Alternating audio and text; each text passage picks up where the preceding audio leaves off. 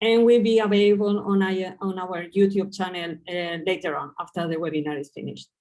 First, I would like to introduce myself. I'm Isabel Mendoza. I'm the Communications Officer for the Global Plant Council. What is the Global Plant Council? It's a global coalition of plant science organizations. Currently, we are 27 organizations around the globe. And we work to raise awareness about the importance of plant science for society, building a community and a sense of community for said plant scientists. And we try to be a voice of reference for plant science and plant scientists around the world. And how we do that? We have a bunch of different activities. One is showcasing the latest plant research on our website and social media platforms. We publish a new plant science story every day. Then we host the ECRI network, the Early Career Researchers International Network for Plant Scientists, where we help young researchers to find the first job, to write grants with their networking, and also giving them tools on how to communicate their science and increase their impact. We also issue policy and policy statements of interest for the plant science community in order to help policymakers make better decisions. And we also host webinars such as this one, and also others with just on our own or with different partners. So that was quick from my side. Thank you all, and we are happy to connect through our different social media networks and per email. And now I give the floor to Stella. Stella. Thank you, Isabel. Hello, everyone. I'm Stella. I'm the Senior Content Manager of Wikifarmer, and I'm an agronomist with a master's degree in plant breeding. And I would like to present Wikifarmer to you briefly. Okay, I guess you can see my screen.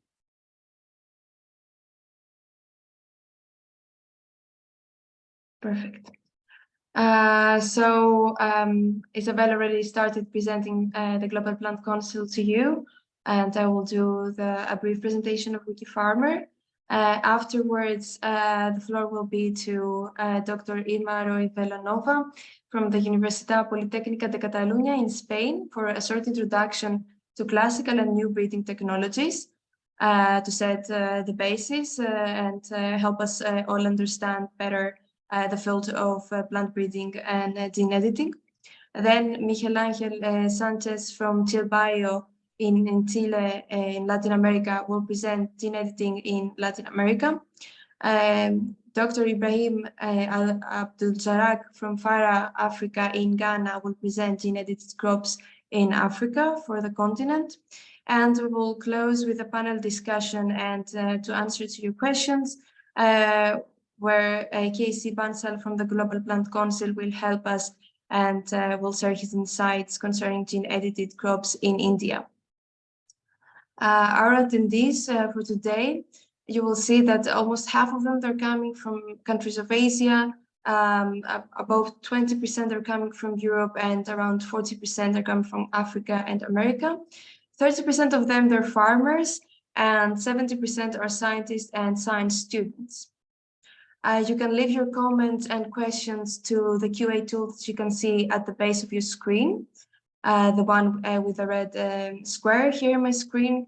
And then at the end, we will try to answer most of them. Already, some of the speakers have already tried to incorporate some of your questions to their presentations, the one that you have posed during the registration at the forms. For the rest, we will answer them at the end. Of course, you can use the chat to leave us your comments, and we're streaming live on YouTube, as Isabel mentioned, with a video to remain at our channels afterwards. So Wikifarmer, for those who doesn't know us, is a worldwide online platform with a mission to empower farmers by offering them free access to educational material. We do believe that, of course, farmers have to need access to relevant educational material with the latest scientific technological advances and practical manuals, and that part is covered by the library of Wikifarmer. But also we have the online marketplace where farmers can showcase their production for free, name a price for their products, and compete fairly in the local and global marketplace. Now, Wikifarmer's marketplace is the leading B2B marketplace of agricultural products. We have more than 30,000 registered farmers and 40,000 products in total. The platform and the products, the descriptions are translated in 5 languages. And as I mentioned, having a profile there is completely free. As for the library, we are honored that FAO has characterized as the Wikipedia of farming. The content is completely free to access for everyone. And to help everyone understand it better, we translated into 17 languages. We just added Polish as a new language, and is constantly enriched. The past 6 years that Wikifarmer is up and running, we had more than 80 million single visitors coming to the platform from all over the world, as you can see. And on the right, you can see the top 20 countries based on the number of visitors. As I mentioned, the content is very rich, and every day we try to add new content that is useful for the farmers. So you will find a very rich sustainability lexicon with terminology relevant to the sector, articles relevant to agricultural machinery and livestock, of course, many cultivation guides for many different crops. And recently we launched a very rich category for food science with matters of quality and safety. So I encourage you to browse around our page. Of course, together with the articles, as Isabel mentioned, we will also have the webinars. That's the third one that we're organizing in English, and we have some relevant one in Greek with English subtitles, of course. So feel free to go to our YouTube channel to watch them. After the webinar, we'll share with you a form. Feel free to ask for specific topics for future webinars or articles that we could consider organizing.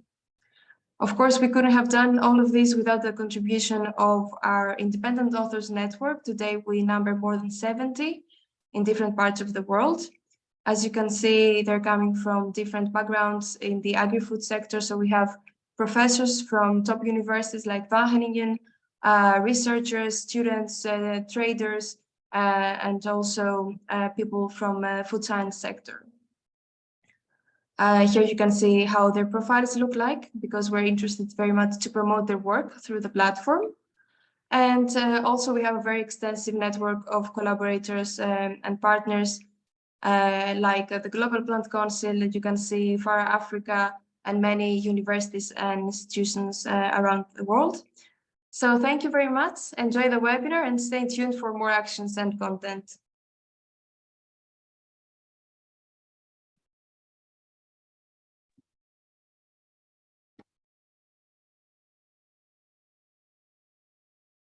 Okay. Now I would like to give the floor to our next speaker, to Dr. Irma Roig Villanova, which is a lecturer and Sir Hunter Fellow at the University Politècnica de Catalunya, where she has been teaching for the past 3 years. Before joining the faculty, she conducted postdoctoral research at CRAG, where she studied the molecular regulation of ovule and seed development in response to plant proximity, as well as the molecular control of plant development for the improvement of horticultural crops. Today, her research is focused on the molecular mechanisms underlying plant development and the improvement of agricultural crops. And so, Irma, the floor is yours. Thank you for giving us the introduction. Thank you very much, Isabel and Stella. It's a pleasure to be here in this webinar, so thanks for organizing it. And also, I'm very happy to have met the other speakers. So I will share with you my screen. Let me know if you can see it, because I never know. Can you see my PowerPoint presentation? Yes. Okay, and can you see also my pointer? Yes. Good. So what I'm going to explain today, as the organizers already mentioned, is the basic technology that is behind gene-edited crops, but also I have to put it in context related to the breeding technologies that we know so far. So I have to start a long time ago, almost in prehistory, where wild species were domesticated by Neolithic people, and they became cultivated plants. So the crops that we know, we can say that with this domestication, agriculture was born. Later on, many years later, we managed to improve these crops, and we can do this because we have scientific knowledge coming from Darwin and his theory of evolution by natural selection, and also because Mendel described the laws of inheritance working with peas. And this knowledge allowed us to introduce gene variability by selecting varieties with interesting agronomical traits. Afterwards, Watson Crick and Rosalind Franklin discovered and described DNA structure, and this opened the doors to new technologies. And from this time on, other techniques, you can see here some words that are underlined, and these are techniques like mutagenesis or in vitro culture techniques, allowed us to better develop these crops. How can we do this? On one side, with mutagenesis, as we will see in a moment, we can induce genetic variability, but also DNA technology allow us to develop the transgenesis technology. So we could develop the transgenic plants with introduction of selected genes. I will explain this further later on. And also the CRISPR-Cas gene editing technology, which is the topic of this webinar, obtaining in this way edited plants with the introduction or mutation of selected genes in a directed place. And you will see that I will make a point on this direct word. I cannot. Okay, so as you will know, plants have cells, and inside these cells we have the chromosomes where the DNA is condensed. And the DNA is the molecule that is giving us the information, and therefore what we call the genotype of the plants. And this DNA is transcribed into RNA and translated into proteins, which are the ones that perform the functions and therefore gives us the phenotype or the interesting traits. So as you can imagine, any change that we do on DNA will have an impact in the function or the phenotype performed by proteins. So I will talk mostly about DNA in this presentation, but keep this information in mind. We have several genetic and technological resources for breeding, and the first one is the natural variability, as Neolithic people use. We have many natural varieties, and this is an example of Catalan beans. It's a germ plus collection of Fundación Miquel Agustí, which are colleagues here at the Universitat Politècnica de Catalunya. And you can see that we have just in our region, the Catalan region in Spain, many different beans. So these appear, or we can find them in nature. With this variability, we can perform traditional, or I like better to call it conventional breeding, that it has been performed during many years, that consists on crossing two plants to obtain a more interesting plant. And this is a very nice scheme from this article, where you can see that in this case, we have a rice plant, which is an elite variety, but it is susceptible to one disease. On another hand, we have another plant that is resistant to the disease, but it may be not so interesting in other traits. If we want to introduce this resistance into the elite variety, we cross them and we have to select them by means of many generations. So we have to do different back crosses, obtaining different generations, and of course, different rounds of selection. At the end, we will have the elite variety with the resistance to this disease after around 8 to 10 years.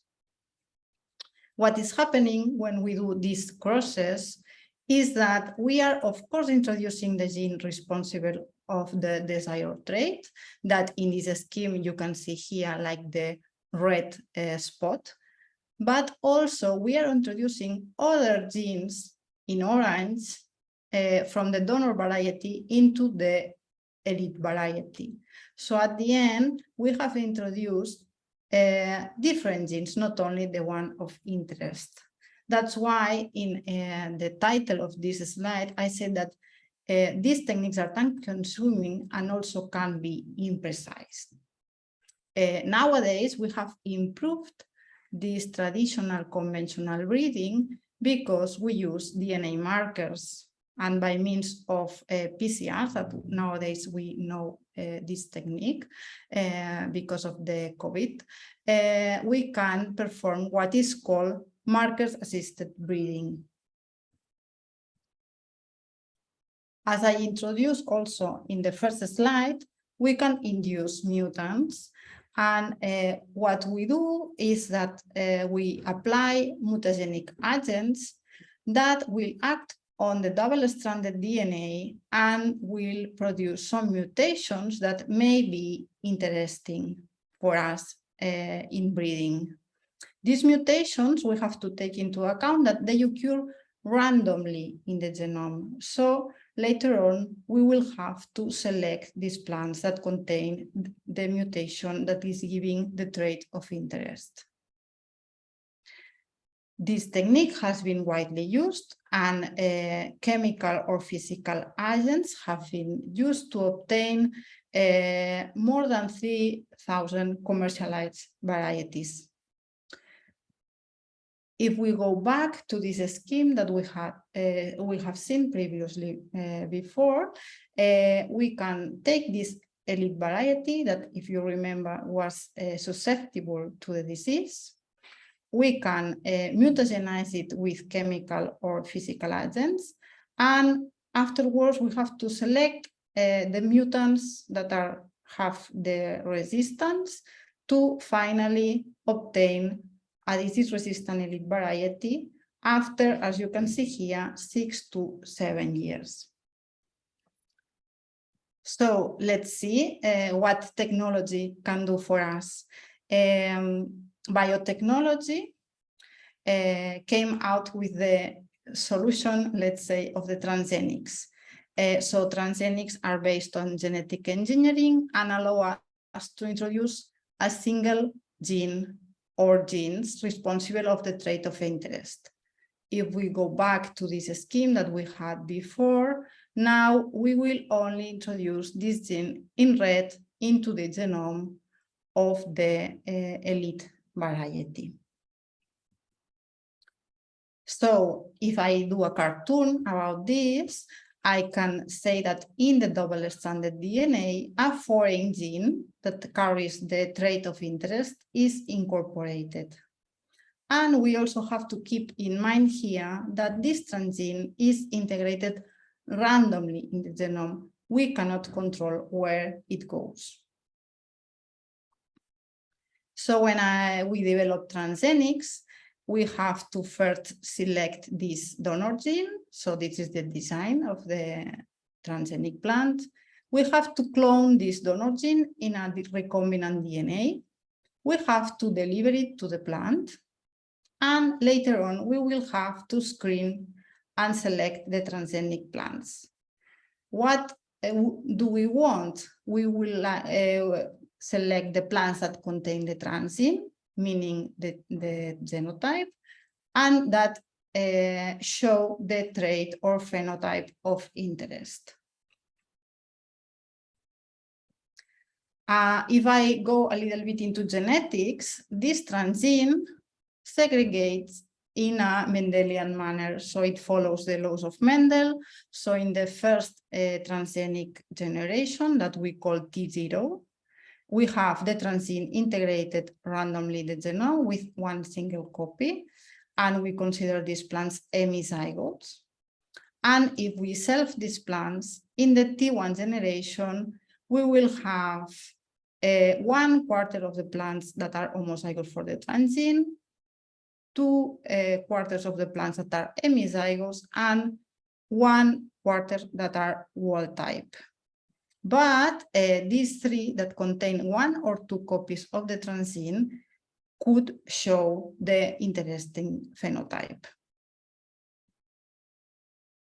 If I go back to the scheme that we had before, we can have the elite variety, and if we know that there is a gene that is giving resistance to this disease, we can transform these plants with this gene, and because this is rice, we will have to go through in vitro transformation of Kali, and then we can regenerate transgenic plants from this Kali that will be resistant to the disease. This shortens a little bit the timing. It's 4 to 6 years. And as I told you, we are introducing one single gene, which is the situation of transgenic crops nowadays. There are more than 450 transgenic crops approved for cultivation or field trials in different countries around the world. And you know that the situation is very different depending on the continent. And the traits are either pest resistance to virus, bacteria, fungus, or insects, or herbicide tolerance, or what I call here improved nutrition that at the end can have an impact to our health. And these 450 transgenic crops are organized or targeted in more than 30 species. Some of them, you can see them in this cartoon. So what about the gene editing? Gene editing is also a biotechnological tool, and it is based in restriction. Restriction in molecular biology means cutting. So it's based in cutting DNA. That's why this technique is also called molecular scissors. And you can see this very nice cartoon, which there is a woman, a scientist that is a woman cutting the DNA. And this cartoon is from the webpage of the Nobel Prizes, because this technology and the potential of this technology was awarded with the Nobel Prize of Chemistry in 2020. And there were these 2 scientists that are women, Emmanuelle Charpentier and Jennifer Doudna, who received this prize. So the basics is that when we have a cut in the double-stranded DNA in a cell, the cell tries immediately to repair this. This reparation can be done by 2 different techniques. The first one is called non-homologous end joining, and it consists on repairing the DNA, adding random nucleotides. The result of this addition of random nucleotides is a change in the gene that results in a knockout mutant, which resembles the effect that mutagenesis can have. Another reparation system is based on homologous recombination. When given another gene, by recombination, this gene that we give can be placed in the place when we have the cut, repairing it. So as a consequence of this homologous recombination, this donor gene is integrated in the genome, and the result is a gene insertion similar to the one that we obtain with transgenesis. Which is the difference in here? That these cuts are performed in a directed place. So we can decide where do we want these scissors to cut DNA. And this sequence is the one that I highlighted here in green. So how does gene editing work? The gene editing machinery needs three components. We have the enzyme that cuts, that is called Cas endonuclease, and the most known one is Cas9.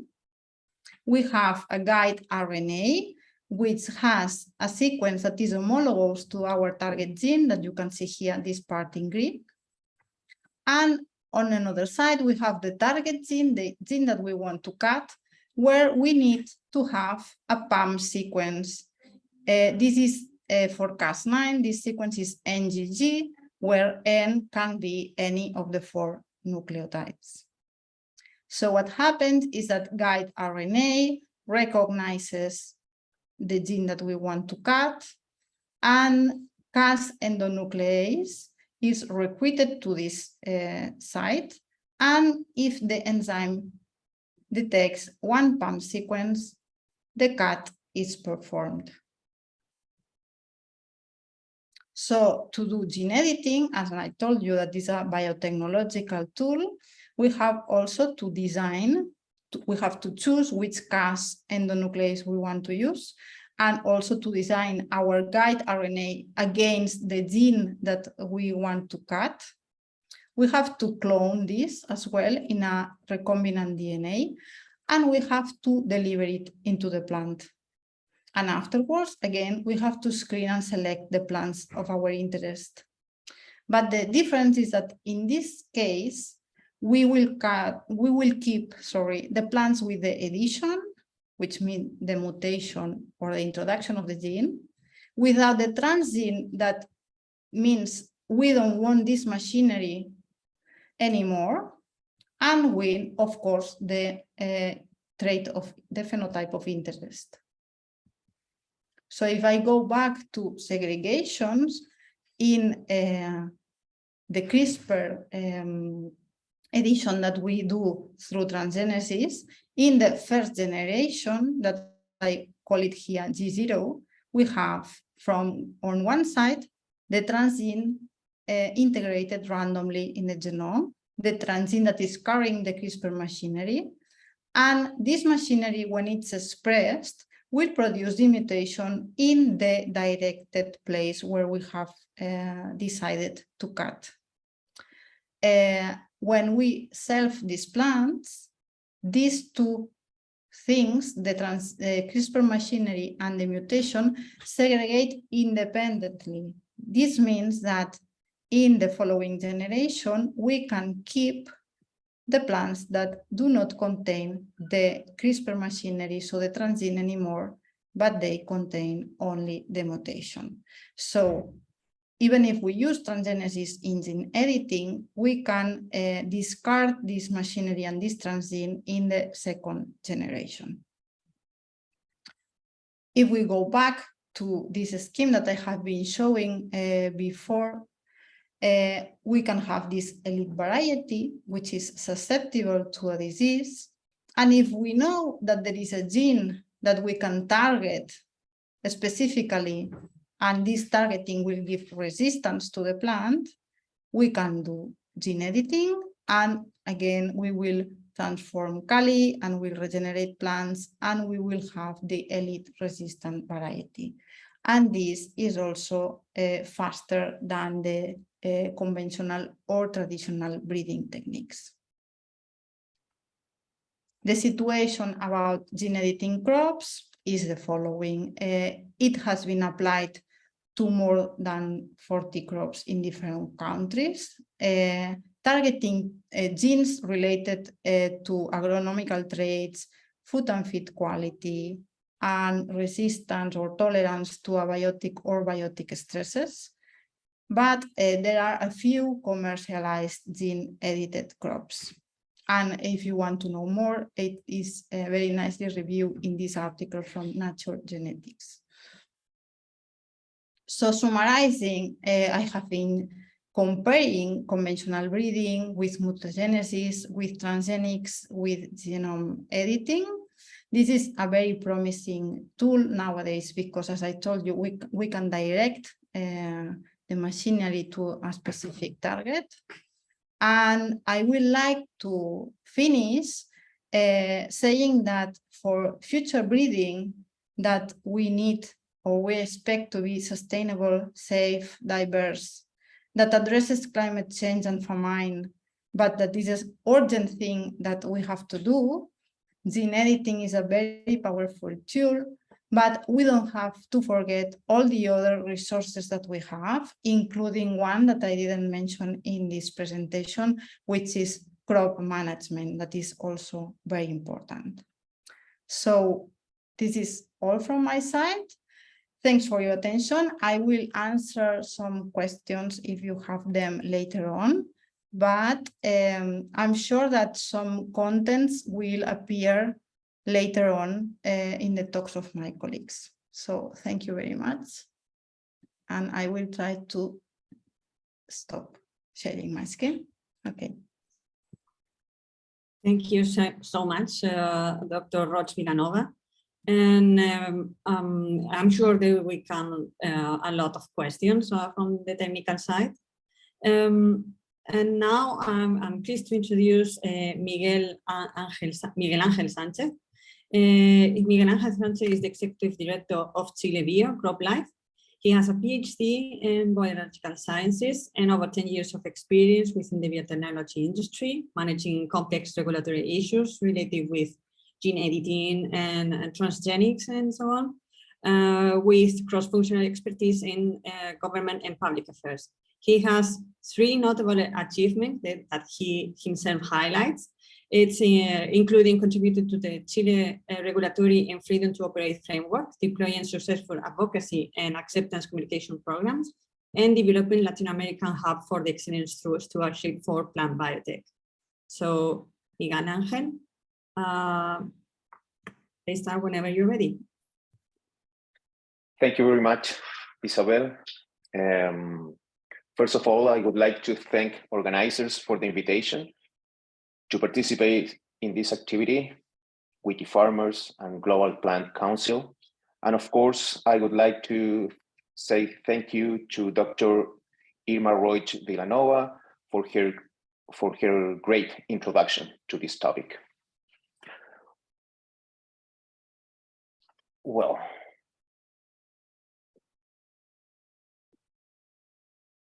for those that don't know what is ChileBIO, ChileBIO stands for the entity responsible to promote and support ag biotech in Chile. Our purposes is to communicate the need for science in the agriculture of the future, and advocacy and outreach are the foundations of our strategy. In a context of misperception about ag biotech and plant breeding, ChileBIO intends to serve as a beacon in the dark for different audiences. We have more than 12 years communicating science and promoting ag biotech, and every year we conduct a lot of different activities, including talks. We work with press media, we create contents, we also publish scientific reports and book chapters, and we hold a strong community on social networks. So you are all invited to join us to any of our platforms. To start, I would like to highlight and refresh the challenges for a sustainable agriculture. First of all, we need to increase the food production for a growing population, considering a less availability of arable lands. We need to be more friendly to the environment and reduce deforestation. That considers also use less assets like water, fertilizers, and pesticides too. We need to reduce crop losses from pests with diseases and climate crisis. Remember that at least 30% of what is intended to be produced by farmers is lost by pests, weeds, and diseases. We need also to increase the nutritional content and food security, and to ensure farmers' welfare. And please do not forget economical considerations are a key component of sustainability.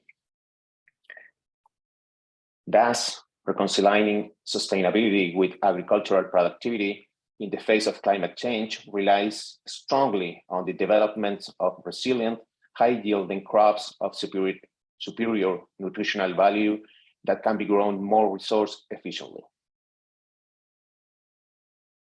In that context, breeders are using the latest technologies to conduct their work and induce new genetic variation to adapt crops to the challenges that we need to address.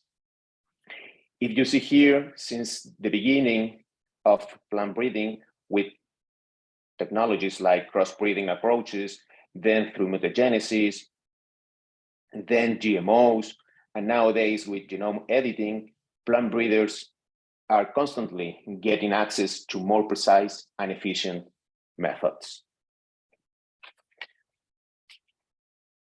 This plant breeding innovation is based, of course, on scientific knowledge, and all the improvements and breakthroughs that are being adopted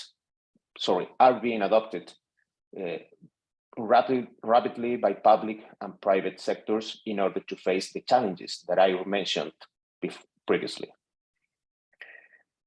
There are different tools to carry out genome editing in plants. However, those techniques based on CRISPR systems are the most attractive for breeders because of their simplicity, versatility, efficiency, precision, and low costs compared to other tools. Through genome editing techniques, we can get different kinds of products. We can produce GMOs if we want, but also we can obtain products that are indistinguished from those obtained by conventional plant breeding or those that appear spontaneously in nature with no biotech. So it is necessary to keep that in mind, that we can get different kind of products. In one cases, they can be considered GMOs. In another cases, they can be considered non-GMOs or conventional plants. So if we compare GMOs with genome editing, when we speak about a GMO, we are adding through biotechnology a gene coming from another organism in nature with objective that the specific protein will allow us to improve a specific trait. On the other hand, with gene editing, final products do not contain foreign DNA. These techniques are being used mainly to turn off specific genes. What kind of genes? Those that produce specific proteins that prevent adaptation to the challenges of agriculture. So remember, when we talk about genome editing or GMOs, we are talking about genes and proteins. Only about that. Because of their simplicity and low cost, there have been a blast, an explosion of new small companies working with these techniques in different areas, not only in plants. I would say that in medicine is the highest investment for genome editing technologies. But as you can see here, there are a lot of companies small companies working with genome editing in plants at the right of this slide. So again, the low cost and simplicity have helped to democratize the benefits of science. In agriculture, the techniques are being used to improve major and minor crops, including so-called orphan crops. It is worth noting that public and private institutions are using the technology to bring the benefits to smallholders, farmers, and to consumers. Applications of genome editing promise benefits for consumers, farmers, and society, and there is a wide range of crops and traits being improved. For instance, as you can see here in this slide, we have product quality, pest-resistant crops, longer shelf life, growth habit, yield improvement, nutrition, stress tolerance, so on.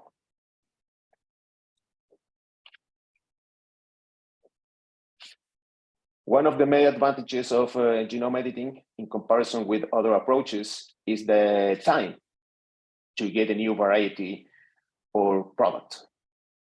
Time is reduced considerably, and almost in 5 years is expected to have a new variety available for farmers and consumers.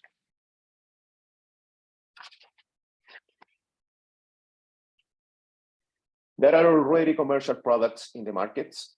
For instance, in Japan, there is a tomato containing high amounts of an amino acid, GABA, targeting through mutagenesis 2 genes through CRISPR-Cas9. This tomato can help prevent high blood pressure. In the US, there is a soybean edited by another technique, TALEN, not CRISPR in this case, and this soybean produces an oil with a high content of omega-9 oleic acid. So those both products are in the market right now in different countries. However, there are a lot of examples of products developed by genome editing that are not commercialized yet. For instance, in the US, a lettuce has been developed through CRISPR with the objective to germinate at temperatures over 37 degrees Celsius.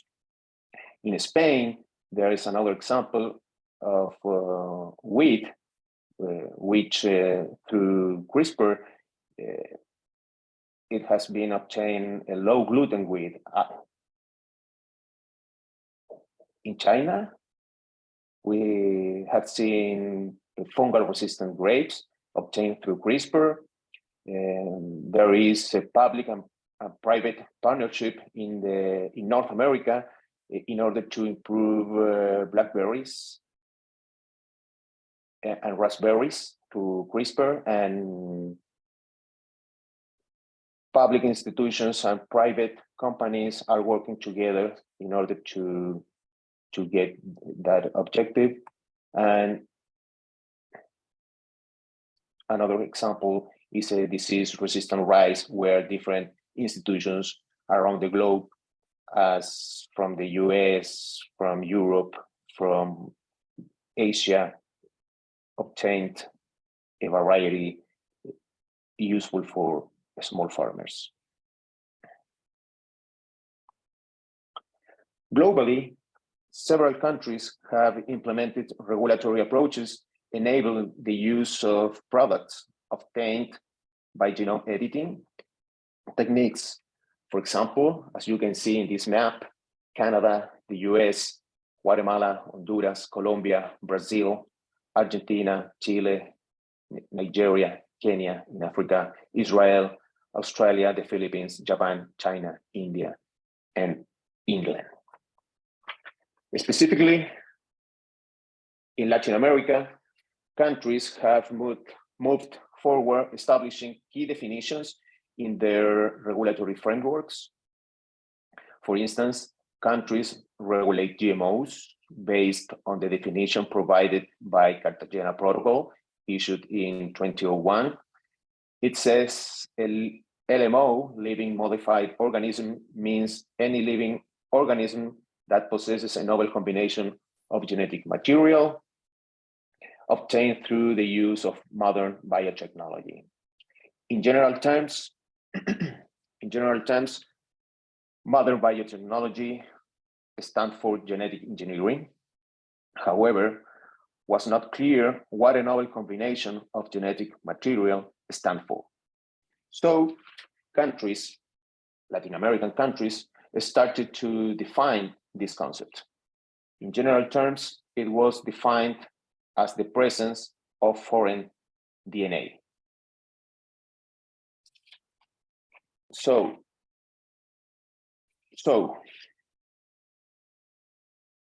if a product contains foreign DNA, it will be considered as a GMO. On the other hand, if the final product doesn't contain foreign DNA, it will be considered as a conventional plant. Argentina, in 2015, was the first country implementing regulation on this topic at worldwide level. In this country, there is a mandatory consultation process to assess if the product is or not a GMO, based on the presence or not of a novel combination of genetic material. In this process, can be submitted to assessment final products or hypothetical ones. With this strategy, you can get certainty for R&D initiatives if your product will be or not a GMO or a conventional plant. Up to now, there have been 67 submissions, including hypothetical and final products of plants, animals, and microorganisms in that country.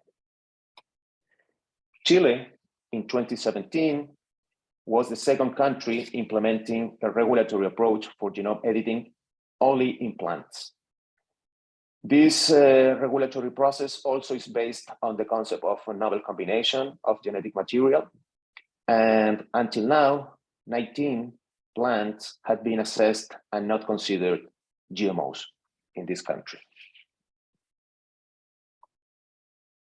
In the case of Brazil, a regulation was implemented in 2018, and it applies to plants, animals, and microorganisms. Specifically, in plants, until the end of last year, there were 5 products assessed and considered non-GMOs. In summary, the situation in Latin America considers case-by-case decisions where the new combination of genetic material concept triggers the regulations, and several countries have implemented positive regulatory approaches, including Argentina, Chile, Colombia, Brazil, Paraguay, Honduras, and Guatemala. On the other hand, countries like Ecuador, Uruguay, and Dominican Republic are working, developing regulations for genome editing. To finish, I would like to highlight the role of communication in the acceptance of these technologies. We need to avoid mistakes made in the past, and we have to use new tools and strategies to build public trust. We have to be transparent, communicating benefits, risks, and impacts of genome editing technologies. As conclusions, plant breeding is key area to boost farm productivity, adapt agriculture to climate crisis, and enhance nutritionally food by generating genetic variability and new plant varieties. Genome editing is about the targeted and deliberate introduction of genetic variability in a precise way without impairing other traits and in time periods considerably shorter than conventional breeding. Among other techniques, CRISPR is an essential revolutionary tool for genome editing in constant evolution, being attractive for plant breeders because of its simplicity, versatility, efficiency, precision, and low cost compared to other tools.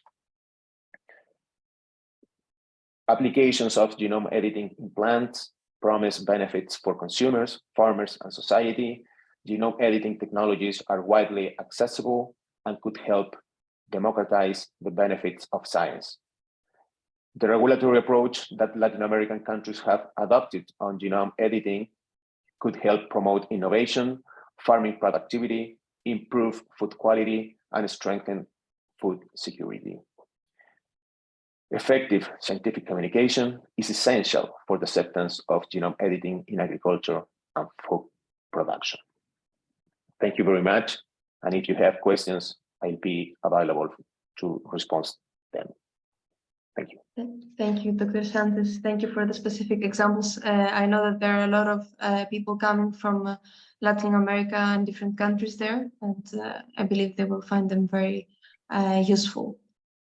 So now I would like to welcome Dr. Abdulrazak Ibrahim, which is a cluster leader with the Forum of Agricultural Research in FARA in Africa, FARA, based in Accra in Ghana. He's been working with FARA the past 6 years, contributing to technical reporting on different projects, resource mobilization and partnership strategies, and supporting the development of several agricultural initiatives in Africa, such as the African Agricultural Research Program and Technologies for African Agricultural Transformation. He is an experienced university lecturer and researcher in Ahmadu Bello University in Nigeria, where he has been working since 2015. His research interests include in vitro culture, regeneration and molecular analysis of medical plants, RNAi, and transgenic technologies, biosafety, and innovation systems and technologies in agriculture. Dr. Abdulrazak, the floor is yours. Thank you. Thank you very much, Stella. Thank you very much, Isabel. Just want to be my apologies. Yes, a small comment. Because you're sharing your screen, you cannot use the presenter's mode. You have to use the full screen. Yes, that's what I'm trying to do right now. I'm trying to change it to this presenter's mode. I see, because of the other. Just hold on a moment. It's because I'm connected to another screen. I'll stop sharing and share again. Pardon me. No problem. Yeah.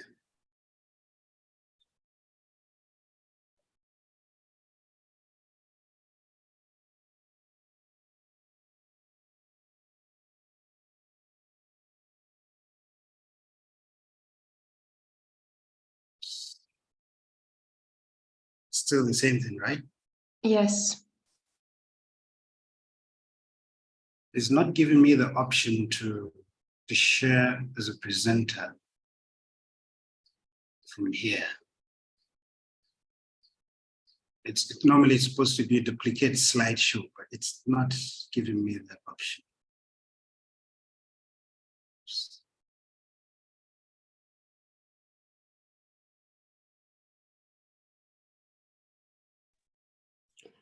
And this is not a major problem. We can still read it. Yeah, that's true. It's quite clear. Yes, but let me just give it one last trial. Mm-hmm.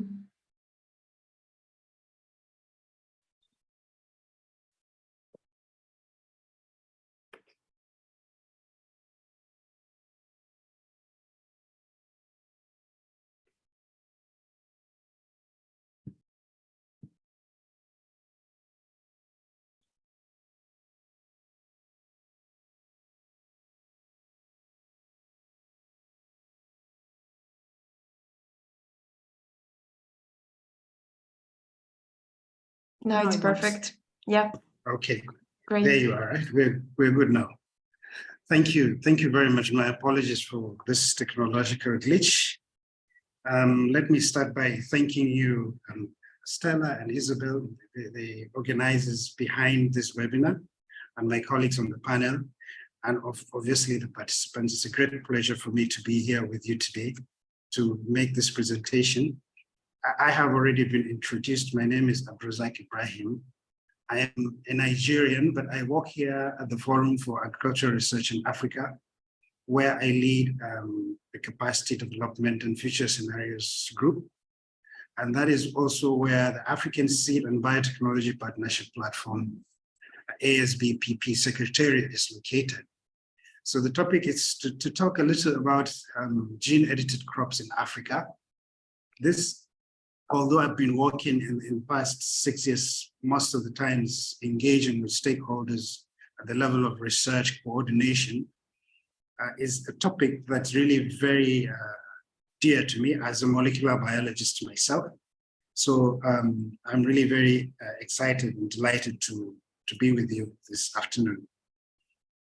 Here, this is an outline of what I will be attempting to speak. I will speak a little about FARA and the Secretariat, try to create that link between the overall objectives of the African Agricultural Development Plan and programs, talk a little about biological revolutions, and bring together the African context in terms of genome editing, and bring down also to the lessons that we have been learning from leaders in tropical agriculture, particularly Brazil, and then conclude. So FARA is the Forum for Agricultural Research in Africa. We are the apex organization responsible for coordinating research, agricultural research and innovation in science and technology generally in Africa, as a diplomatic mission here in Accra, and we work across the different regions in all the 55 countries in Africa, working with the research institutes, research centers, colleges of agriculture. And parts of our core function is, as you can see, observatory, advocacy, capacity strengthening, knowledge and information sharing, and partnership. So the kind of work that we do at the Secretariat actually cuts across these 5 functions. And at the Secretariat of the ASBPP, we work with various stakeholders, different members that are part of the steering group, which is the body responsible for coordinating and oversight of the Secretariat. But there are various organizations that we work with. I think you will recognize most of them. And so we support them in various areas, and there are 10 components of the program. And just to say that the the African Seed and Biotechnology Program is a program that's been endorsed by the African Union and by all the member states. And it has to do with issues around ensuring responses to seed emergency, preserving genetic resources, and the use and application of techniques such as biotechnology and now genome editing emerging. And this is critical for us in Africa because of the strategy. First of all, we have a number of development plans starting from the Maputo Declaration, which took place in 2003, to Malabo Declaration, which was pronounced in 2014, which is basically about reducing hunger in terms of addressing food security, food and nutrition security, doubling productivity, ensuring that we adopt the right technologies. So that's the political framework. But in terms of the technical way to do it, that's the CADEP, which is the Comprehensive Africa Agricultural Development Plan. And FARA is one of the pillar institutions implementing this program.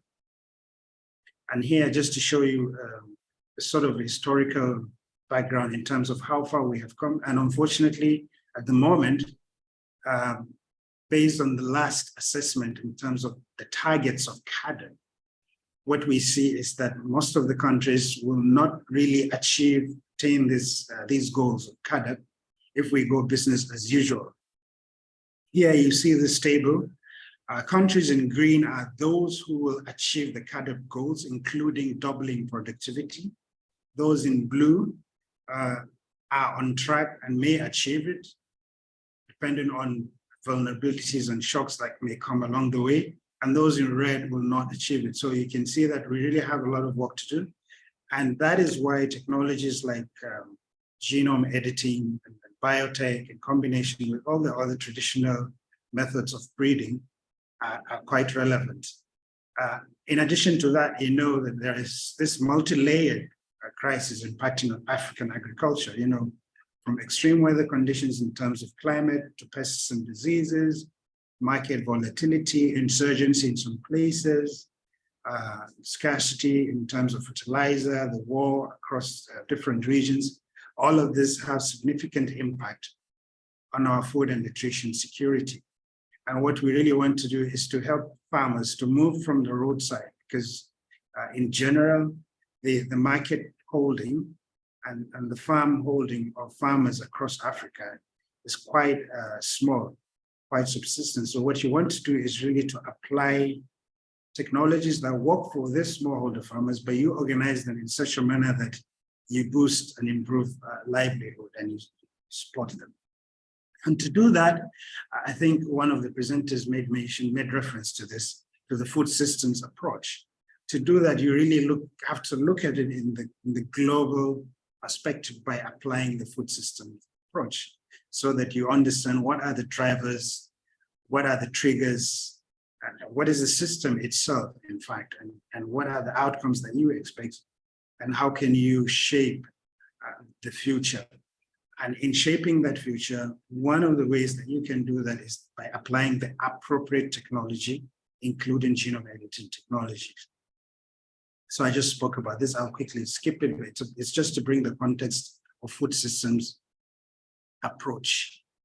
And so the challenges in our agri-food system is that we need to produce more food on less land with less water, in conditions that are increasingly unpredictable with less manual labor, cut down on waste and losses, and produce more nutritious food and move up the value chain. And for this, you need to apply science and technology.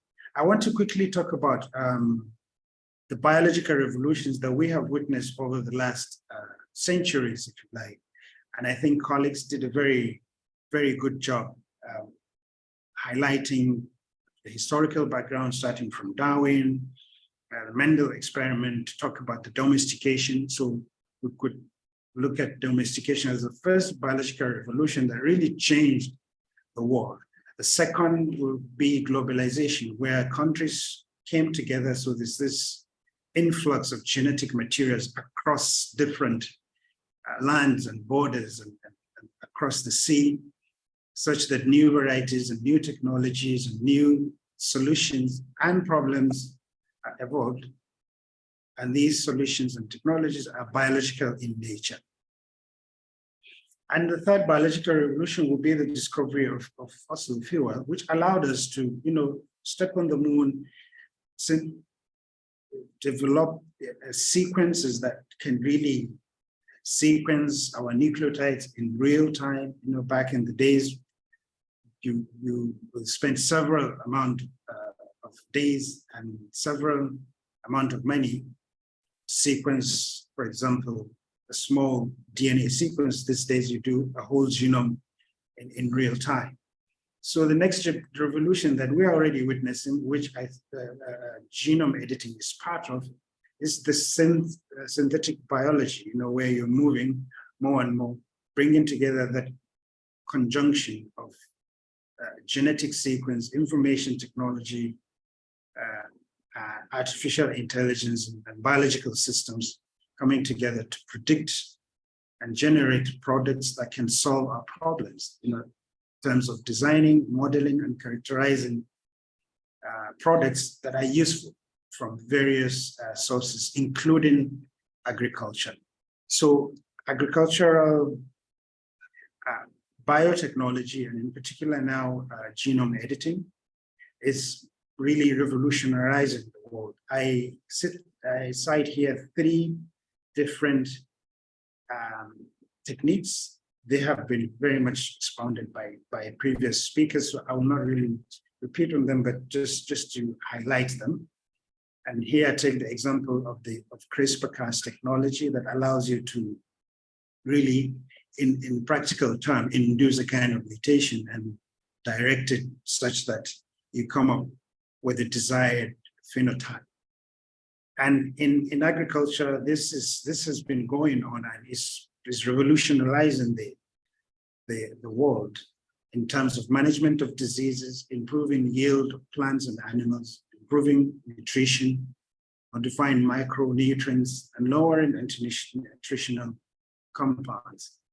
And I share here with you the evolving landscape in terms of what is happening globally. I think a colleague earlier shared similar information, but just to give a general background, particularly focusing on Africa, we are at, if you like, at a stage where it's kicking off.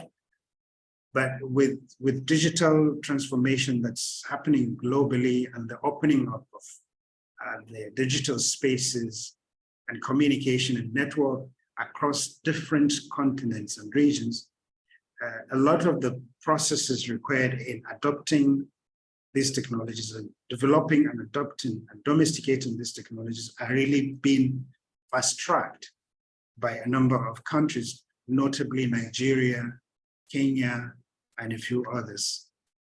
And here I thought I should just put together some of the traits that are introduced in plants using genome editing. Some are agronomic, of agroeconomic value, some attempt to improve food and feed, some to bring about tolerance to biotic stresses, etc.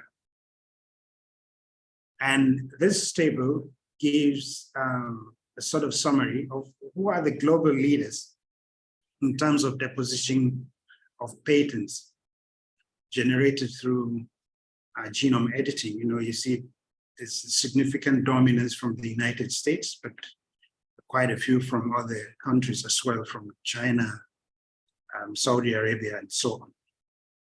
And here, a number of crops, crops that have been benefiting either at the level of research or in the pipeline, sometimes in confined field trials, that are benefiting from this technology, from barley to tomato, cassava, cucumber, banana, and so on. More examples of some of these commodities and crops that are where CRISPR-Cas and other genome editing technologies are applied, including the avian leukosis virus group in chicken and mastitis infested cattle. But in terms of Africa, coming down to be very, very specific, last year we held a kind of an appraisal of, we interrogated who is doing what in Africa at the level of the basic research itself, at the level of applied research, in terms of funding, who is funding genome editing, in terms of partnership, in terms of the biosafety regulations and the policies underlining them. So we tried to take stock of the different players and institutions. And this data that I got from ISAAA summarizes, the kind of research that are ongoing on the continent on regional basis. I will refer you to the page to look more closely at this work, but just to say that we kind of, like I mentioned earlier, we kind of have an early start, thanks to the opening of first of all, the donor support group that are willing to support the scaling of these technologies, adoption of the technologies, and also leadership from many tropical countries, countries where the crops that stand to benefit from these technologies and bring about the economic transformation that we all desire are being practiced. For example, India, China, Brazil, and elsewhere. So here is a summary of the major staple food crops that are kind of under in one project or another, are involved in genome edited projects, and some of them are major African crops, particularly banana, cassava, maize, sorghum, wheat, and yam. So any kind of breakthrough, any kind of transformation in terms of improving yield or ensuring that you have the right agronomic trait that improves livelihoods of our smallholder farmers in particular, as a result of this technology, is really very, very important and will be transformative in nature. Here in the Secretariat also, we conducted a small appraisal in terms of which are the institutions that are engaged in research around genome editing. And these are some of this is just a part of that exercise. It's still ongoing. We hope to conclude later in the year with the summit on genome editing that will be hosted by the African Union Development Agency, AUDA, formerly NEPAD.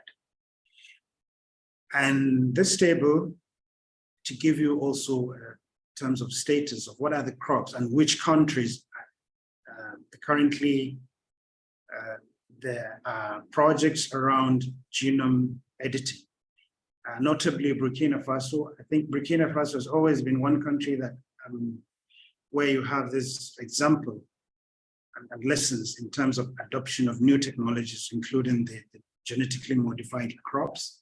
Nigeria is a leading example also in terms of sorghum, cassava, rice, and maize. These are in the pipeline.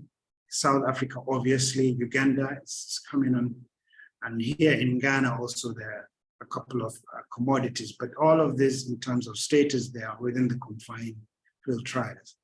And hopefully as we advance in terms of science communication, in terms of demonstrating and communicating the benefit and risks of these different technologies, more countries will adopt and the technologies will be scaled. Here also, just to give a rundown of similar to the commodities that are, to the crops that I've just listed in the previous slide, just to give an example of some of the targets in terms of genome editing. Cassava with reduced cyanogen production, disease-resistant cocoa, with disease-resistant, pest-resistant cowpea, climate-smart banana, that's really very good for post-harvest management as a solution. Cassava that's resistant to brown streak disease, and then weed-resistant sorghum. All of these are at various stages of development, and it's part of our job here at the Secretariat also to put together this, and so that we come up with this kind of a status at various strategic levels, at the level of research, partnership, stakeholder, products that emerge, impact on the community in terms of improving livelihood, ensuring food and nutrition security. And I wanted to share with you, kind of lesson that we have been learning. Brazil has been a partner to many African countries, especially because of its role as the global leader in that tropic belt.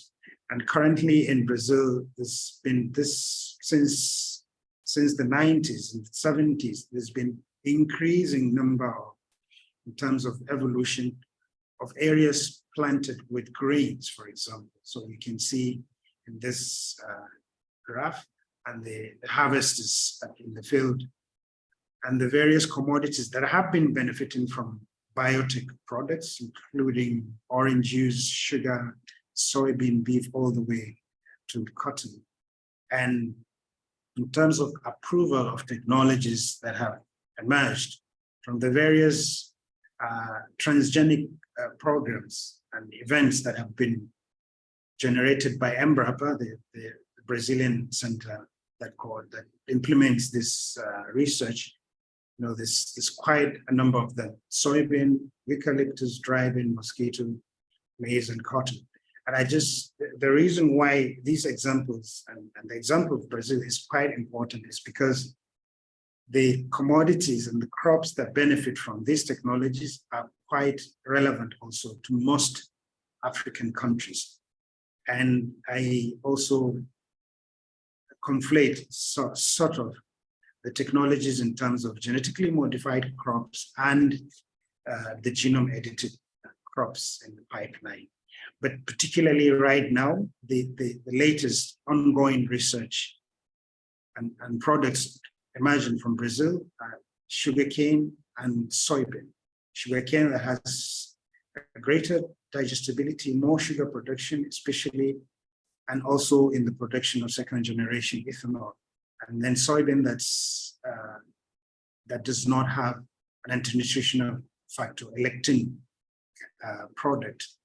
And in Brazil, there's this enabling environment that's created by the ChileBIO, as it's called. It's the National Committee on Biosecurity, Biosafety, which Nigeria and a few other countries in Africa are kind of adopting and trying to see how they can apply similar strategies, especially in terms of partnership. Because, as you know, one of the criticisms that's always been directed against the adoption of the technology is monopoly, by sometimes the private sector.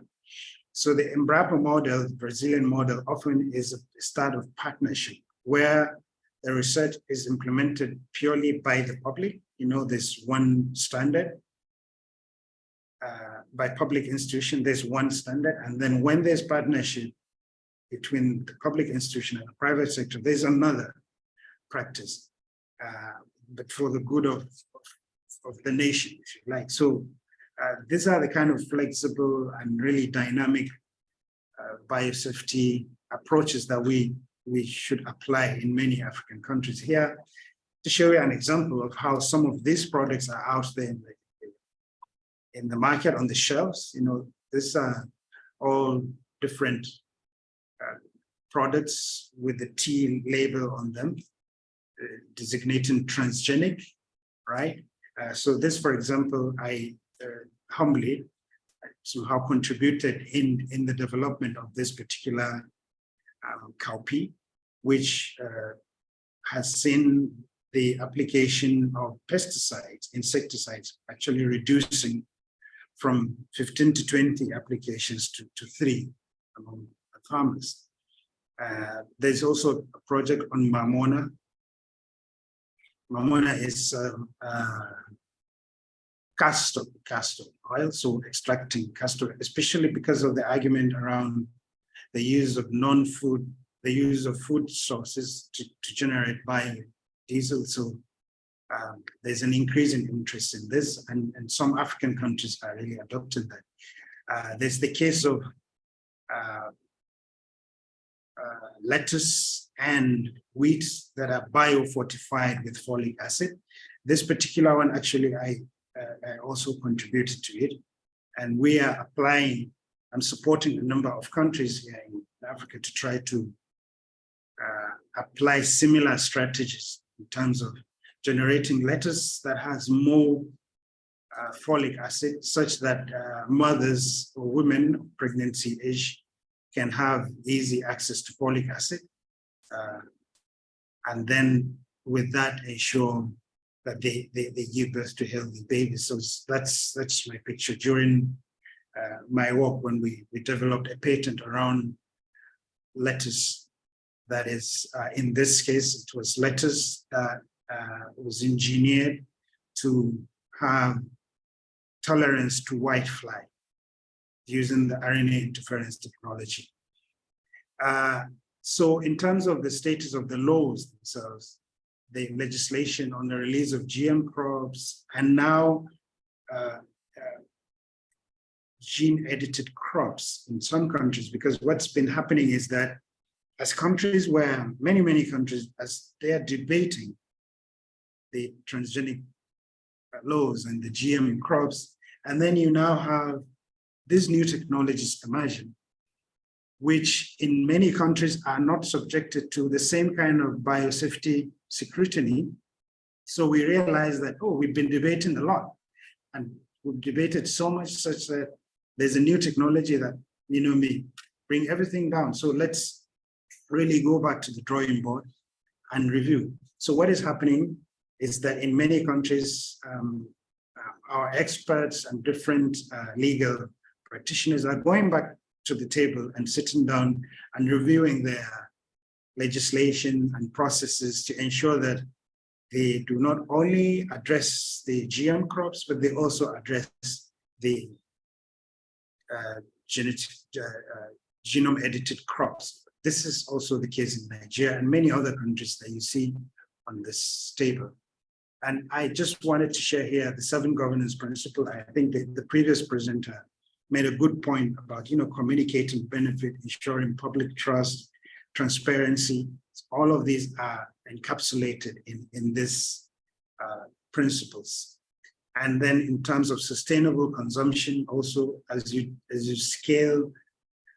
adopt and scale technologies, there are key principles that we really need to ensure that we adhere to as experts, as policymakers, as communicators of science, and so on, supported by governance and regulations and policies to ensure that we attain that safe and just space for humanity, the so-called the donut, where you do the right trade-off in terms of adopting the right technology, but ensuring that you do not harm the environment, and so on.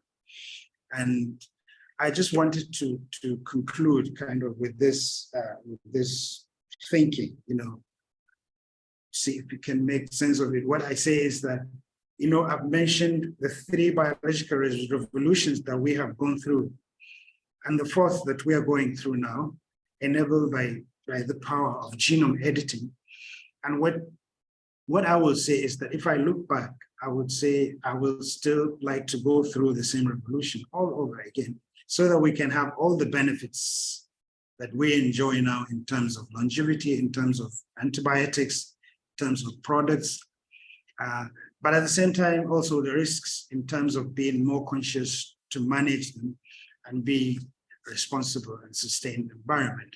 So I want to conclude this presentation by saying that although the risk of gene editing cannot be reduced to 0, it can significantly reduce with the right approach, policy and regulation can be reduced, and that it's a very important part of our future food system, which is a system that provides healthy, sustainable and affordable food for all of us. And with this, I want to thank you very much, and I'm very much open to questions and answers. Thank you.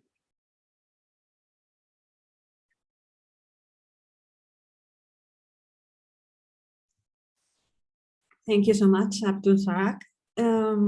Now we have reached the point of the Q&A. So feel free to introduce your questions in the tool that is called Q&A. That is, it should be shown in the bar of your Zoom. It will be difficult to follow all the questions that are posted in the chat, so please use the specific tool. We have a lot of questions that have already come through the registration form, so we will start with those. However, I would like to introduce again, it was a very short introduction at the very beginning, Dr. Casey Bansal. He will join us during the Q&A with another different perspective, this time coming from India. Dr. Casey Bansal is the board director at the Global Plant Council and a former director of the National Bureau of Plant Genetic Resources of the Indian Council of Agricultural Research, and is also an elected fellow of the National Academy of Agricultural Sciences and the National Academy of Science in India. His research interests abroad and include, among others, the functional genomics and transgenic development for abiotic stress tolerance in plants. So Casey, thank you for being here with us. And I will start asking a question that has come up a couple of times during in the form, and I think it's you have kind of answered it, but just to be precise. So the question is, what are the available gene-edited crops in the market? Not the approved ones, but the ones that are already on the market. I think Miguel Angel has addressed at least 2 of them. Yes, as I told you in my presentation, there are only 2 products in the market right now. One of them is tomato in Japan. It was developed by a university, Tsukuba University, and the objective of that tomato is to improve nutritional content of the vegetable and to avoid problems with blood pressure. The other product is commercialized in the US, is a soybean, and it also has nutritional improvement, and it accumulates high contents of omega-9, and so it prevents problems with cardiovascular problems or heart attacks and so on. So those are the examples in the markets right now globally. Mm-hmm. And there are a lot of products coming in the near future in different countries, different continents, everywhere.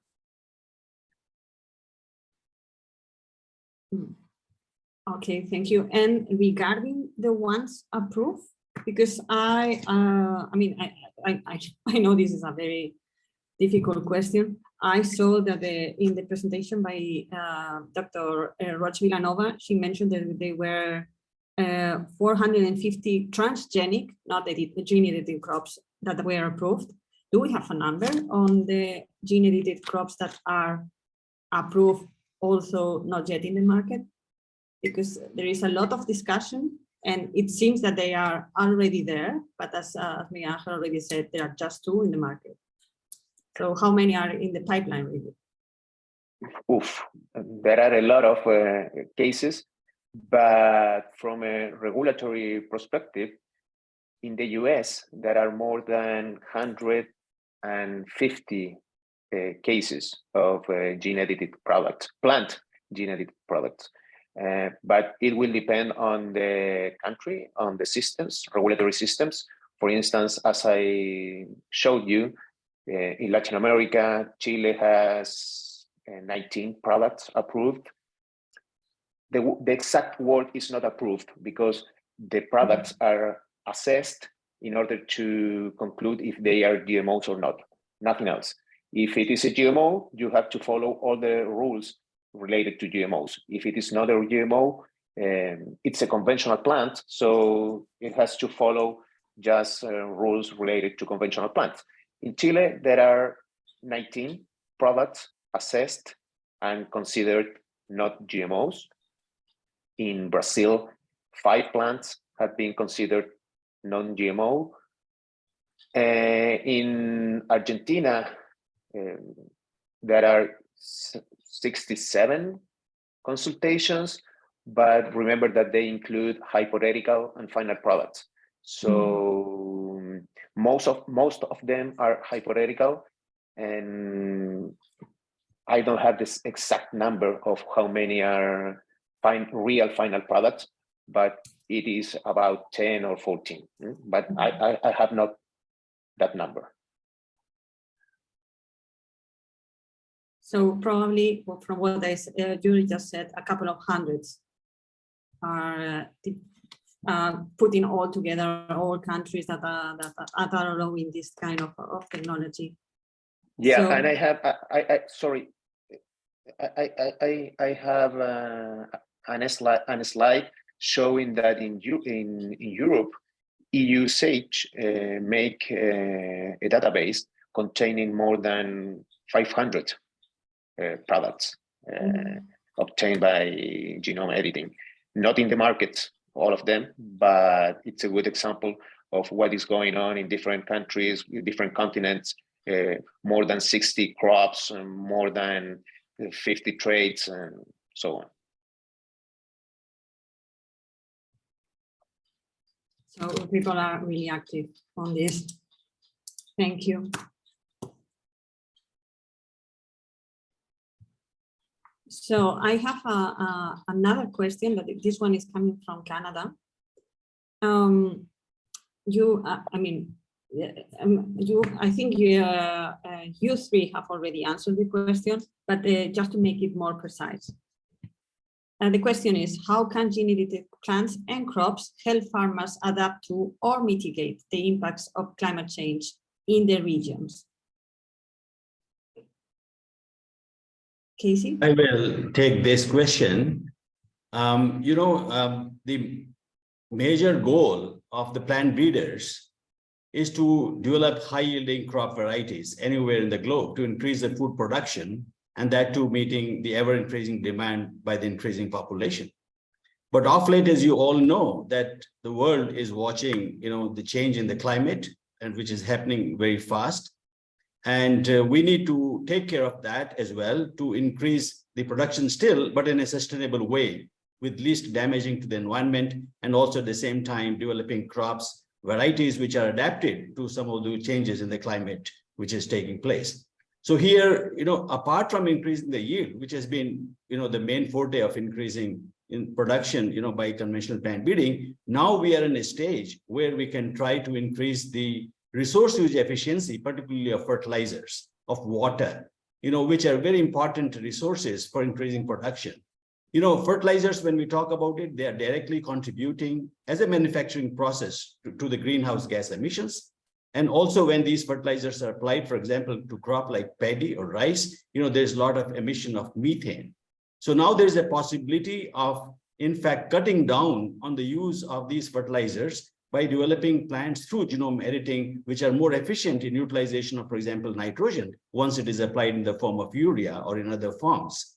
And not only this, that there is a possibility of increasing the water use efficiency of these plants through the process of genome editing, as has been already demonstrated in rice by certain researchers globally, also including in India. We have developed, which is in the process, of course, of approval by the competent authorities in India, which can, save about 25% of water requirement by crop like rice, which otherwise requires a lot of water.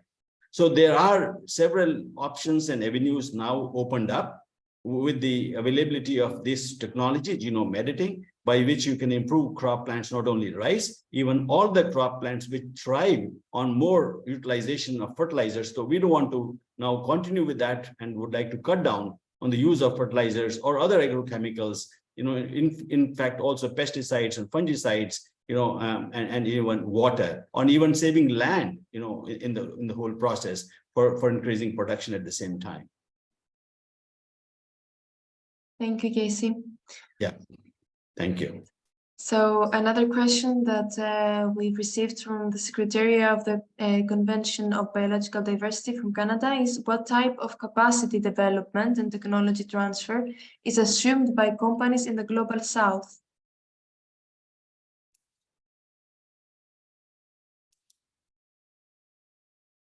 If I may continue, in fact, this is something very, very important. And I don't think that it's being addressed, at that level where it's required.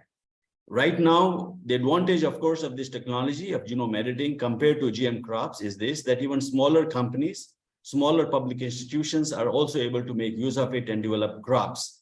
It's a simple technology, and the labs and the institutions around the globe, they have already learned enough through the process of, GM crop development. So it's not that only the companies, large companies, are going to take the benefit of it, as it has happened, and we have seen in the case of GM crops. So here the advantage is, while yes, capacity building remains a very important aspect of any such technology for that matter, including genome editing, but I don't think there is some mechanism globally available, and I would even urge to the Convention on Biological Diversity to play a key role, but only to the advantage of global diversity is this, that by using genome editing technology, we'll be able to save a lot of biodiversity, which is in fact, one of the major objectives of CBD is conservation of these biological diversity across the globe, about 190 and more countries. So the genome editing is going to significantly contribute in protecting and increasing even biodiversity, while it's being adopted globally by more and more farmers, in different continents. Thank you. Thank you so much, Casey.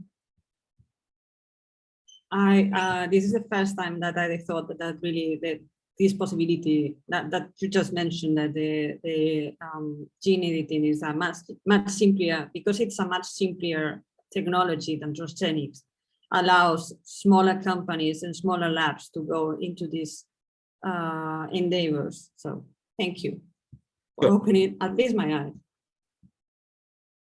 So I have another question, and this one is, I'm trying to find who has made this question. Yes, there is, it's again related with the business that it's related to gene-edited crops. It's this question was posted in the chat box by Sanchez Kamez. What is the status of gene-edited plants in terms of intellectual properties? Can they be patented? And how does this affect the relation between providers of gene-edited plants and growers? So I can say something about that. Please keep in mind that in most countries, plants are not able to be patented. Technology inside the plant can be patented in most of countries. Plants or seeds can be opted by PVPs, plant variety, PVR, sorry. Plant variety protections rights. And that is that every new variety obtained by conventional methods or biotechnological methods can be protected. And it has a time of 15 or 20 years, depends on the country. And you cannot avoid that farmers can use the seeds only in the case that farmers are getting economical benefits selling those seeds. They have to pay royalty, and it happens with all kind of plant breeding technologies, not only with genome editing. So in this case, the technology is another one in the set of tools to develop plant breeding, and has the same rules that other plant breeding technologies.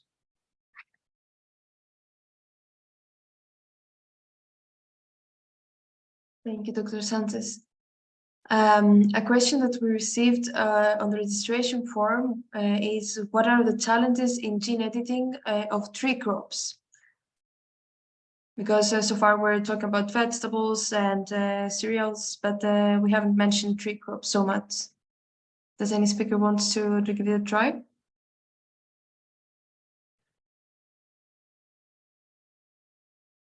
I can try to take it. The challenge is that since they are not produced annually, as in case of annual field crops like wheat and rice, but there's a possibility, in fact, it's rather more important to therefore utilize genome editing technologies more in improving tree crops.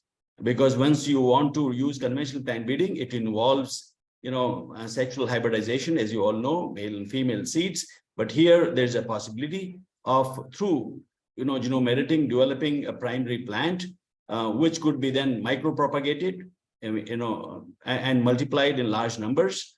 And while it will not be attaining that kind of a homozygosity, as was explained beautifully by Irma, Roig, the hemizygous status, homozygous status, that may not be possible, but nevertheless, they will still express that trait. And those tree plants which are genome edited could be multiplied in large numbers. In fact, which is happening in case of banana, which is not able to be developed through conventional plant breeding because of certain other technical reasons. And one of the crops which is important for our friends talking from FARA, in Africa, in fact, one of the institutions, Dr. Mrs. Tripathi, I think she has been doing this great work. So there's certainly an advantage, I would say, rather than being a challenging in case of tree crops over even annual crops we're talking about it.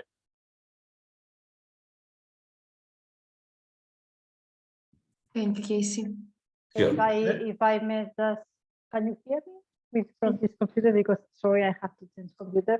Yeah, thanks, Casey, for the explanation. And yeah, in this case, I think the in vitro techniques, the combination of genome editing with the in vitro multiplication techniques will be key. So it will be very important to select from which cells we start to work. But yeah, I think it will be easier. So different issues that now cannot be addressed with other breeding techniques. I think in tree crops could be addressed by gene editing together with in vitro cultivation. Thank you, Irma. Yeah, and Isabel, I just wanted to contribute that, in terms of the tree crops, for example, I know that eucalyptus is a target of many molecular engineering strategies, especially in terms of products, although you need to strike that balance with, the application of the technology on that tree crop and environment. So I believe one of the solutions that our scientists will be looking at is to try to get the balance in terms of trade-off. And perhaps genome editing may be one of that strategy that they're applying in that respect. And let's not forget also there are other beneficiaries of this technology, mosquito, for example. Yeah, because when you look at the One Health framework in terms of the interplay between environment, human, and human and health and animal health, these are all interconnected, and at some point you have to look at that systemic approach and see which is the right technology to apply and how do you regulate it sustainably. Thank you, and over. Thank you. May I add something else, because there is a related question in the chat. So Sacha Scames is saying that in trees we cannot segregate out the transgene.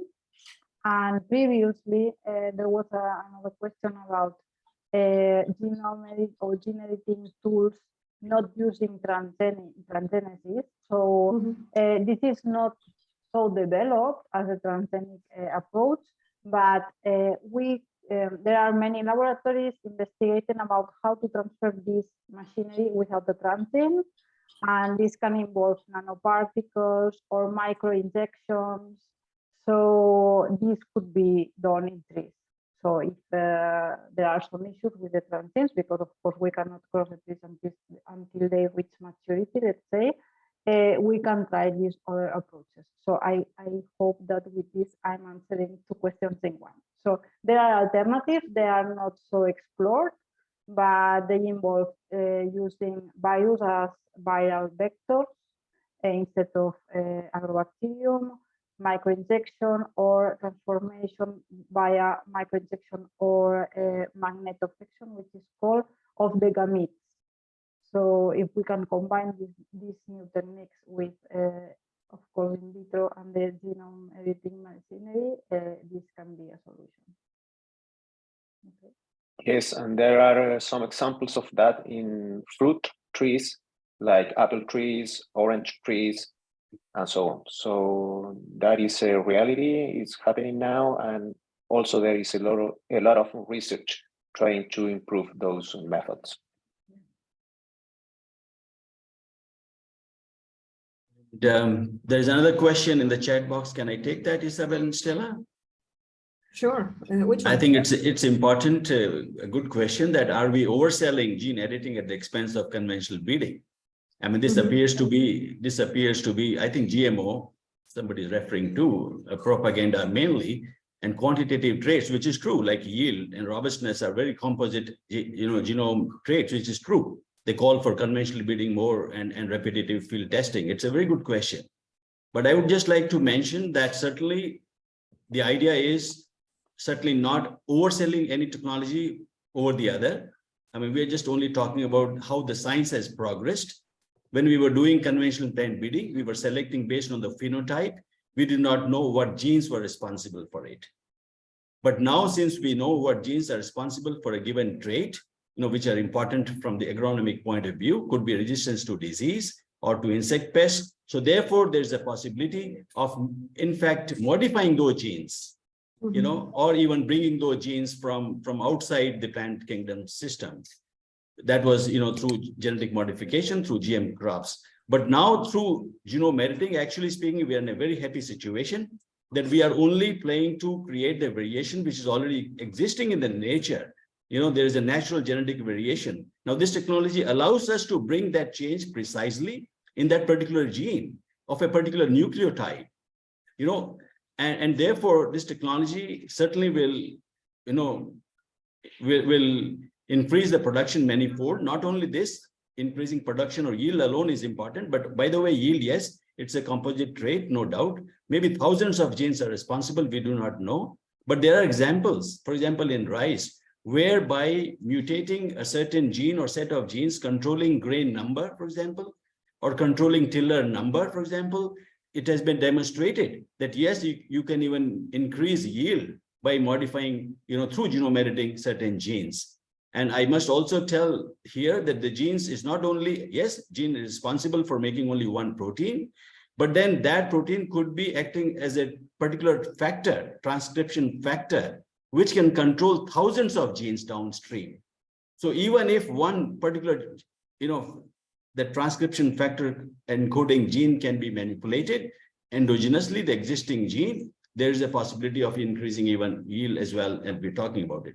And more so, we have to move, and this is only just one tool. Genome editing is just one complete supplementary tool available to the conventional plant breeding, and here the idea is, again, I just mentioned before, that we cannot damage the environment anymore as we have been doing it. We agree, for increasing the production. But I think to increase production now per unit land area more and more, we need to adopt some of these technologies, and there's a lot of potential which needs to be realized. And as our friends have presented beautifully, could it be yield or resistance to diseases, or increase in the nutrition quality, or getting rid of any anti-nutritional factor, and all. Now we can try to do it in a more precise and accurate, and saving resources and time, which is very important. So this technology is just one technology, available to supplement ongoing efforts of plant breeding throughout the globe. Thank you. Thank you.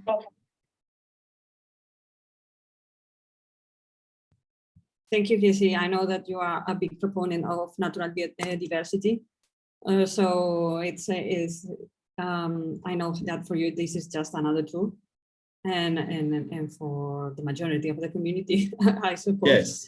Yes. So we have a couple of questions regarding something that was hinted first by Miguel Angel, but also by Abdulrazak.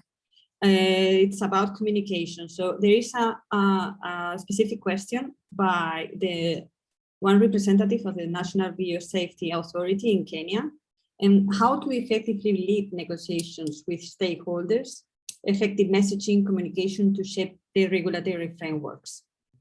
What would be a good method? Yes, I think we need to be transparent. Mm-hmm. That's a key component of communication. We need to build public trust, communicating benefits, risks, and everything in a simple way. I would say that in the past, one of the main problems was to communicating in a very confused vocabulary, with using science with difficult words and concepts, and nobody understood what they were trying to say. So we have to avoid those mistakes, trying to communicate with the new tools. We have now social networks, different platforms. There are a lot of audiences willing to know more details about the origin of our food. For instance, most of them don't know about plant breeding and the role that it has in our food security. So I would say that we need to communicate in a simple way, being transparent, and that's it. To make it look simple. That's what exactly I think Wikifarmers and Wikipedia, they're doing, and in collaboration with Global Plant Council. This is the whole purpose of this particular webinar, to communicate in a simple way. And you ask us any question, and of course, we'll be happy to answer those as easily as possible. Yeah, and if I may come in here also just to lend voice to what Miguel has said. So in FARA and on the continent, actually, generally, there's this concept. I think it's very well known, but it's just that we have documented the way that we approach it. It's called, it's a multi-stakeholder approach to science, but we use an instrument that we call innovation platform. What is it? You bring together every possible stakeholder. Let's say you are in a market in Nigeria, there's a problem of cowpea, where there's a new insect or new disease or new virus that's affecting them. So what do?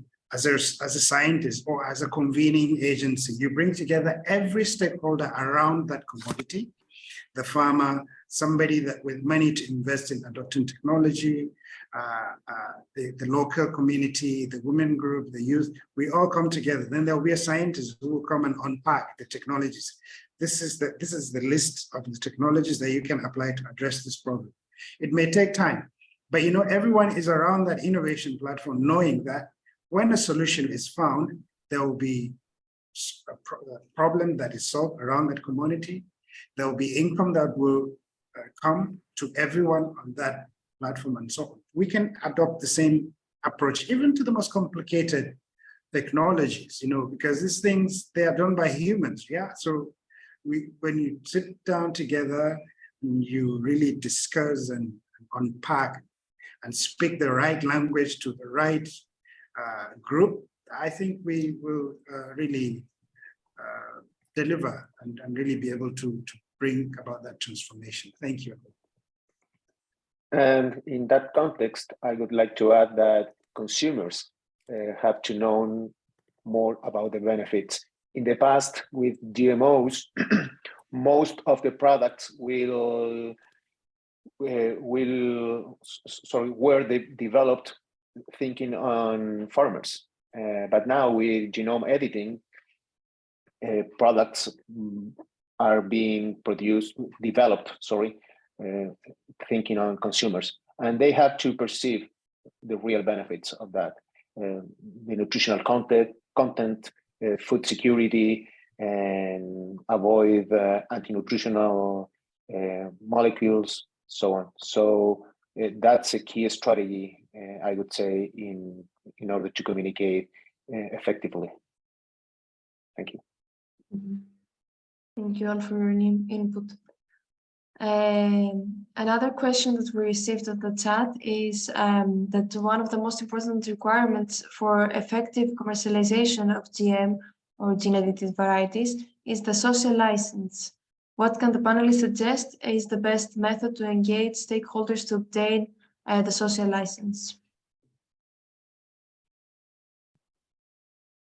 Well, it is a similar question about what we were talking about previously.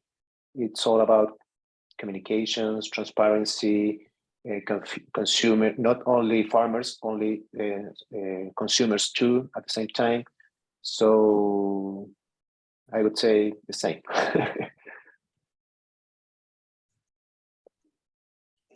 Yeah, but I would.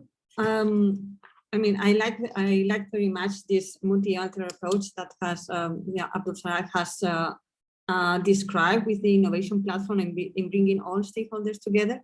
But how can you do that with the consumers in order to get that social license that we are talking about? The consumers are part of the innovation platform, actually, because you're bringing the community. And these days, we even encourage a lot local consumption and local production and consumption. So you're bringing the community, and those are the people that will eventually take up whatever solutions you imagine. So there will always be that local chief in the village who knows everyone, you know, sort of that is part of the innovation platform. And with that, I think you can reasonably cover some of the consumers, maybe from a new innovation platform. Thank you. Thank you. There are we have another question that I would like to address before leaving, because we will be here for 2 hours in 4 minutes. So I think that's that will be enough. So there is a question there in the chat about ethical considerations. There are actually 2 questions from the same person about the ethical considerations surrounding gene editing in humans. And there is, I mean, it's in humans that this is a bit far removed, probably. But the other one is about the potential risks and concerns associated with crop gene editing. If someone wants to take this one. I mean, you have mentioned them in your different presentations before, but just to focus on this. Well, about humans, it's another area. So with a lot of ethical considerations, totally different to plants and plant breeding. So I would say the answer is very simple. There are a lot of ethical considerations for humans that not apply for plant breeding. And the other question related to the risks of genome editing, I would say that risks are the same for all plant breeding approaches that the human is using to create or generate new varieties. There's no difference on that.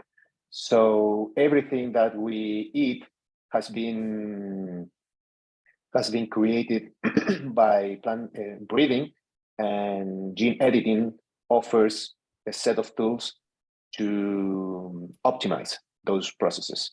That's all. The risks are the same. The genome-edited crops, or for that matter, genetically modified crops, they're over and above tested, for their biosafety, which the conventional products are not really, because we consider that the products developed through conventional breeding have a history of safe use.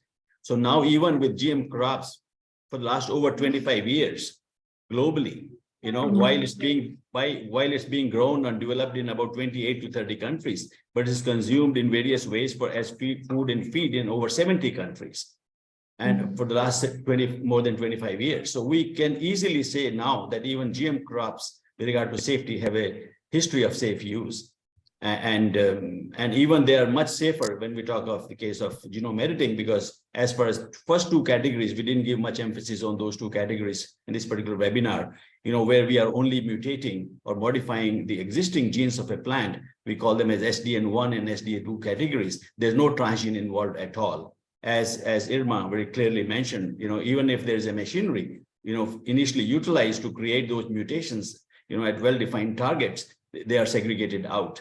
So the final product is just as good as conventional bred product. And moreover, it's also tested to some extent in some of the countries. And of course, in India, as I think didn't mention before, we have exempted these genome-edited crops from biosafety assessment, which is being otherwise used, in case of GM crops. So there is a provision in our rules. We have utilized that provision, and genome-edited crops have been exempted because, these 2 categories, I'm talking about it, where there's no foreign gene, required or present in the final product.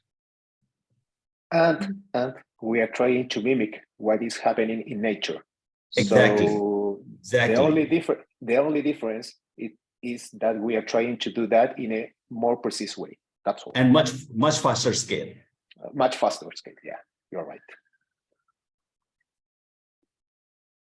If I may add something, in Europe, that I know that we didn't go further in this legal situation in Europe, but the assessment of gene-edited crops, it takes as long as for the transgenic ones, which can be 10 to 15 years of assessment. So the risks are more than checked, I may say.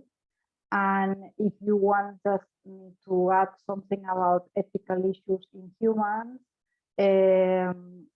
we can distinguish between somatic editing, which is cells that are not sexual cells. So, for instance, to treat blindness, the gene therapy will be performed, the gene editing will be performed only in the eyes. And this is currently done. There is some gene therapy done by gene editing, but it is not allowed to do gene editing in the sexual cells, so editing a whole new person, let's say. This is the summary, because of the ethical issues, of course. Thank you, Irma.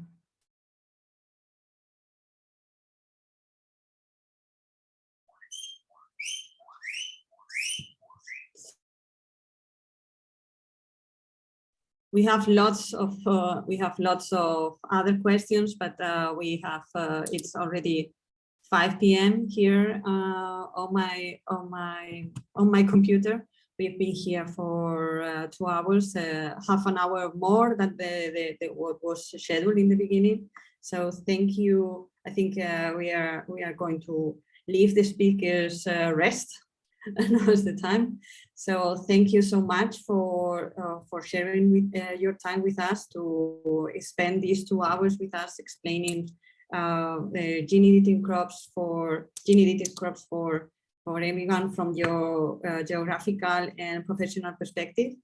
And here at the Global Plant Council, we are, as you know, we are organizing other webinars. Not yet announced, but they will be soon announced for next month and the month after that. And from my side, thank you so much. You will be able to watch again this webinar on our YouTube channel, and we will fill the information there also with a presentation, Q&A, answer Q&A, and so on. So keep an eye on that. So Serra, do you want to add something? Yes, I would like also to thank all the speakers and all the attendees for the very interesting questions. I think we covered the topic quite well. Of course, we will have a follow-up with, as I mentioned in the chat, also with some articles, having part of the presentations of the speakers in a form of a more, article, not so much of a presentation. And we will try also to share with the speakers some of the questions that we didn't manage to answer within the webinar, within the live, and include the answers in these articles that we will share on Wikifarmer. Of course, as Isabel mentioned, the video from YouTube will remain available both at the Global Plant Council's page and Wikifarmer's, and we will try to follow up including subtitles also in Greek and Spanish. Thank you all so much for being here and for your insights. Thank you. Thank Thank you, Stella and Isabel. Thank you all. For a Thank great you, Stella. opportunity. Thank you for the opportunity, and thank you particularly for rescheduling this. I remember when we were discussing the time. Thank you. Thank you. Sure. Thank you all. Thank you all. Thank you. It's a great pleasure to meet you all. Nice meeting you. Yes. I hope to see you again soon. For new Bye. friends. Yes. Yes. Miguel, Ibrahim, Thank Irma. you. Bye, Yes. everyone. Bye. Bye. Bye, everyone. Bye-bye. Yes. Bye, Miguel. Thank you. Bye to all the audience, and see you later. Any other opportunity. Yeah. Yes.